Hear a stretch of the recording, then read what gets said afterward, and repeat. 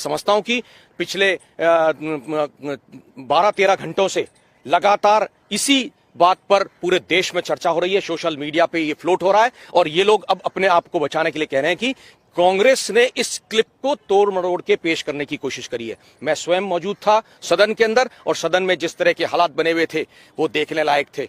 जब एलओपी ने बोलने की कोशिश करी, हमारे कांग्रेस प्रेसिडेंट आदरणीय खड़गे साहब ने जब बोलने की कोशिश करी इस पर, तो उन्होंने कहा कि अगर मैं गलत हूं तो आप बोल सकते हैं, अन्यथा जो है आप खड़े होकर के बोल नहीं सकते हैं। मैं कहना चाहूंगा हर चीज में उन्होंने गलतियां रखी वहां पर, और जब बोलने की बात आई तो बोलने नहीं दिया गया। ये इस बात को दर्शाता है कि क्या किस तरह की परिस्थितियां चल रही हैं। 4 दिन से लगातार बहस चल रही है, 2 दिन लोकसभा में, 2 दिन राज्यसभा में, लेकिन जो चीज निकल के आई है वो मैं समझता हूं कि संविधान के खिलाफ है। संविधान को विकृत करने की बात करें, मैं एक कोट करूंगा अंबेडकर साहब के 1948 के अंबेडकर साहब ने जो चेतावनी उन्होंने दी थी, उन शब्दों को कोट करूंगा, केवल प्रशासनिक स्वरूप को बदलकर, असंगत बनाकर, उसे संविधान की भावनाओं के विरुद्ध बनाकर के संविधान को पूरी तरीके से विकृत करना संभव है।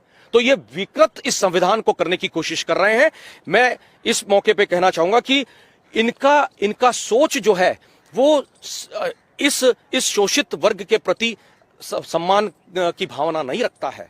ये बात कर रहे थे कल, जिस प्रकार से इन्होंने अमित शाह जी ने कहा कि मुस्लिम समाज के लिए उन्होंने जो है 3 तलाक की बात करके और उनके पक्ष में बात रखी है।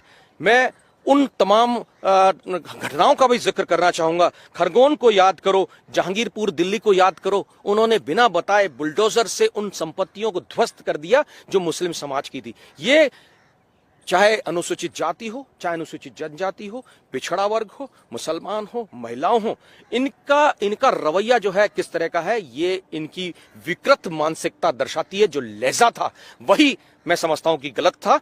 देश इनसे माफी मांगने के लिए इनको मजबूर करेगा और कांग्रेस स्टैंड लेगी कि हम लोग सदन में और सदन के बाहर इनका असली आईना, इनका चेहरा, इनका जो है देश के सामने रखें।